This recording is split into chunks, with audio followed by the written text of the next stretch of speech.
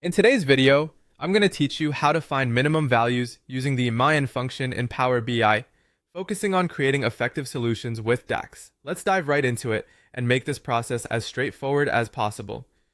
First, we'll need to open Power BI on your computer.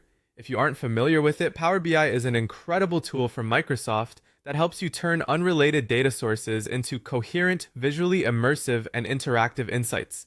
Once you've got Power BI open, you're looking at a pretty comprehensive interface, so don't worry if it seems a bit overwhelming at first. We're here to make it easier to navigate. Now that you have Power BI running, we're going to go to the Home tab. This tab is kind of your main landing spot for essential actions. Think of it as your command central. In here, you'll want to create a new measure. Why a measure, you might ask? Well, measures in DAX are critical because they help perform dynamic calculations based on the data context and offer flexibility when creating reports and dashboards. Go ahead and click New Measure. This option is crucial because measures, unlike calculated columns allow you to define computations that adjust dynamically when interacted with through visual reports, making them powerful tools for detailed data insights.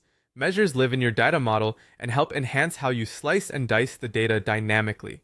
Next, let's type in the code for our measure. In the formula bar, you're going to input a DAX expression that uses the MIN function.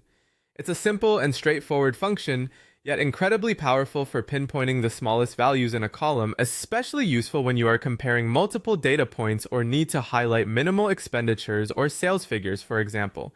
As you type in the code, remember that accurate syntax is key in DAX. The MIN function in DAX is written as MIN column name. What it essentially does is look through all the rows in the column you specify and returns the smallest value it finds. It's a simple function, but can add immense value when dissecting your data. Once you've input your measure, Power BI automatically validates the syntax and assumes your calculation remains correctly structured. If there's an error, you'll see a red underline.